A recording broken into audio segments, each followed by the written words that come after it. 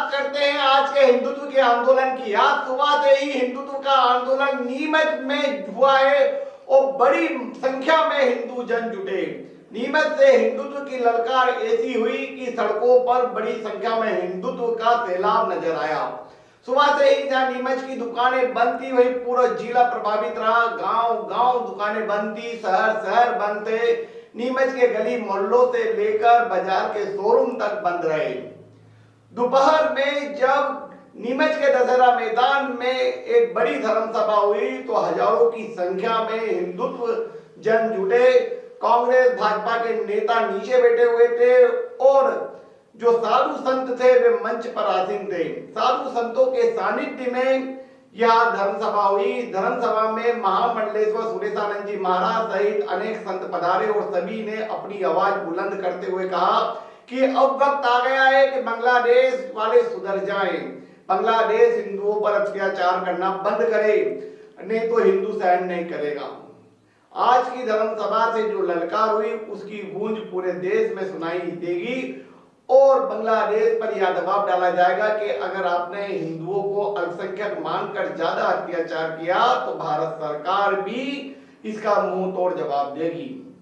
नीमच में सुबह से ही इस आंदोलन को लेकर जहां जगह जगह हिंदू युवा जुटे हुए थे, दुकानों को बंद करा रहे थे, वहीं धर्मसभा में जुटने के लिए युवाओं के साथ बड़ी संख्या में नारी शक्ति भी आई और नारी शक्ति ने इस पूरे आंदोलन को एकजुटता का परिचय देते हुए अपनी आवाज बुलंद की। प्रख्यात कवियत्री प्रेरणा ठाकरे ने मंच संभाला और उन्होंने जहां हिंदू वाली कविताएं सुनाकर युवाओं में जोश भरा, वहीं महामंडलेश्वर सुरेशानंद जी शास्त्री ने हिंदुत्व के इस आंदोलन में युवाओं में ऊर्जा का संचार किया।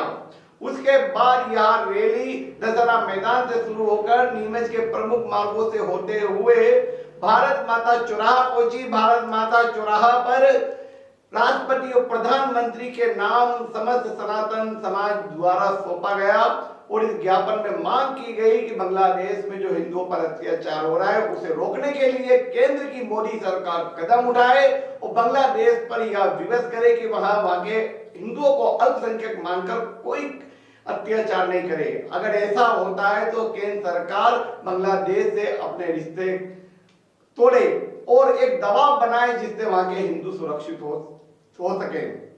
हम आपको बता दें कि बांग्लादेश में इस्कॉन के प्रमुख संत चिन्मयानंद जी महाराज को गिरफ्तार कर लिया गया और उसके बाद लगातार इस्कॉन के संतों की गिरफ्तारी चल रही है और वहां के हिंदुओं को लगातार परेशान किया जा रहा है।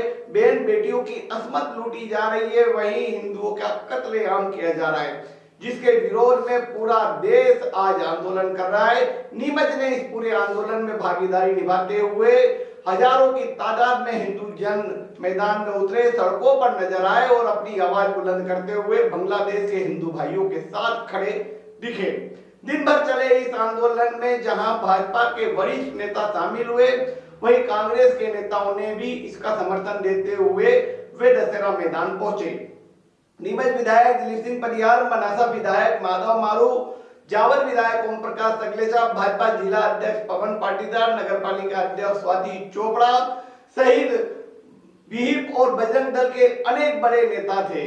आज की सबसे अच्छी बात यह रही कि चाहे जितने भी नेता थे वे सब मंच के नीचे बैठे और मंच पर साधु संतों का सानिध्य, उनका मार्गदर्शन प्राप्त हुआ और उनके नेतृत्व में यह पूरा आंदोलन चला जिसने बड़ी सफलता प्राप्त करते हुए हिंदू एकता की गूंज सुनाई दी।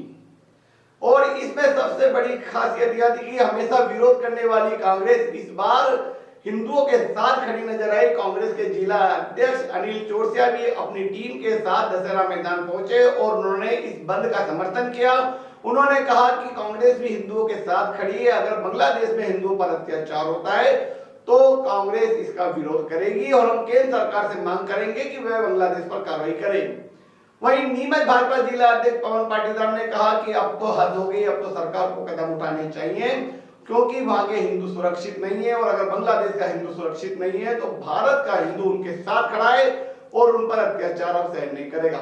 नीमच विधायक दिलीप सिंह परियार ने कहा कि सरकार कार्रवाई कर रही है। आज का जो प्रोटेस्ट किया गया है या आंदोलन किया गया है यह हिंदू एकता का एक बड़ा परिणाम है और हम बांग्लादेश को चेतावनी देना चाहते हैं कि पाकिस्तान से तेरे 2 टुकड़े किए गए हैं, वहीं अब अगर इस तरह की हरकत की तो बांग्लादेश का नामो निशान इस धरती से मिट जाएगा। इस आंदोलन में कई बड़े नेता शामिल हुए और साथ ही आज जो नीमच जिला ऐतिहासिक रूप से बंद हुआ है उसने हिंदू एकता का परिचय दिया है। तो बने रहे नीमच टुडे के साथ और देखते रहे हमारी खास खबरें।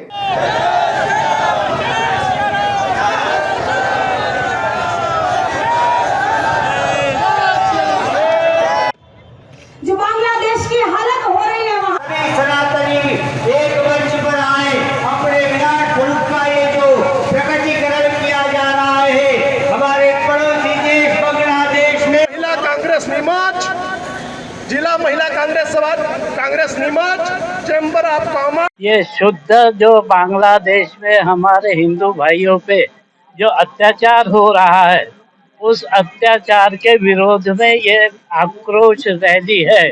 जन जागृति के लिए ये कदम उठाना अति आवश्यक है ताकि हिंदुत्व के लिए जो हमें जो एकत्रीकरण करना है वो एकत्रीकरण साकार हो, ये भी इसका उद्देश्य है।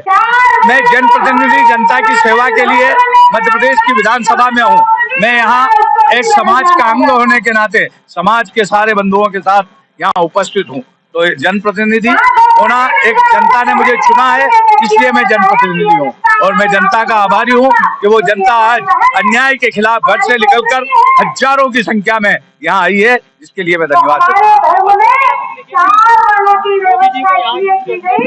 बिल्कुल बिल्कुल आवाज उठाएंगे और इस आवाज को हम जब तक चैन से नहीं रहेंगे जब तक तालिबान संस्कृति बांग्लादेश से समाप्त नहीं हो जाती। हिंदुओं का पूरी दुनिया में कहीं पे भी अपमान होगा तो पूरा हिंदू एक होगा।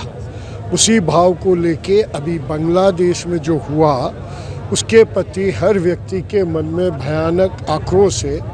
उस आक्रोश को शांतिपूर्वक बिल्कुल सही डिसिप्लिन तरीके से राष्ट्रपति के नाम ज्ञापन देके पूरे देश में एक जागृति आए, इसलिए हमने ये शुरुआत की है। अगर वहाँ पे उनके प्रति न्याय हो गया तो विषय उद्देश्य की पूर्ति है और हिंदू के प्रति कोई भी टेढ़ी आंख से देखेगा उसे ये राष्ट्र सहन नहीं करेगा।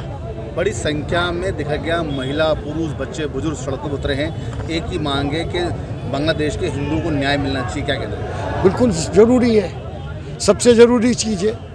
हर वर्ग, हर समाज, हर उम्र का व्यक्ति आपको यहाँ दिख रहा है, तो इससे ज़्यादा इस बात पे लोगों का और क्या सबसे सही प्रूफ है ना, हर वर्ग है। तो देखा गया है नीमच की तमाम दुकानें बंद है, एक आह्वान किया जाता है और लोग सोचा से दुकानें बंद करते हैं। क्या लगता है लोगों को अब अपनी कटिंग और बर्थडे की जो बात सामने आ रही है कहीं ना कहीं लोग दिखने लग गए? देखिए, कुछ तथ्य हैं, अंग्रेज़ों ने भी वही किया था। कुछ तथ्यों को समझना पड़ेगा। हिंदुओं को बांटने की इस देश में जो साजिश करने का प्रयास किया जा रहा है वो सिर्फ अखबारों की बातें रह गई। आज वो सामने जागृत हो गया कि हिंदू किसी भी वर्ग का हो, किसी भी वर्ण का हो, वो सब एक है। वो पहले हिंदू है, बाद में ब्राह्मण है, बाद में राजपूत है, बाद में वैश्य है, बाद में अन्य है। इसलिए यही एक संदेश पूरे देश को आज नीमच की जनता ने देने का प्रयास किया। बांग्लादेश की घटनाओं से पूरा भारत का हर नागरिक परेशान है, उसके मन में पीड़ा है और ये पीड़ा ही आक्रोश बनकर उभर रही है। और आज पूरे भारत में हिंदू एक मंच पर इकट्ठा होकर सब जात पात को बुलाकर सामाजिक समरसता का उदाहरण देते हुए एकत्रित हो रहे हैं और इस बात का विरोध कर रहे हैं कि बांग्लादेश में जो घटनाएं हो रही हैं, जिस तरह से वहाँ हिंदुओं पे अत्याचार हो रहे हैं, वो बंद होना चाहिए। और अगर वो बंद नहीं करता है तो भारत तैयार है इसके लिए, ये संदेश देने के लिए आज सब जगह ये कार्यक्रम आयोजित किए जा रहे हैं। हिंदू मंच सब एकता के साथ इकट्ठे हो रहे हैं। सरकार को इस बारे में क्या नीतिगत कदम उठाना चाहिए? सरकार पर पूरे भारत की जनता की भावना से अवगत करा रहे हैं कि इसमें कड़ा कदम उठाया जाए और वहाँ के हिंदुओं की रक्षा के लिए कोई भी स्टेप उठाना है तो उसको उठाना चाहिए।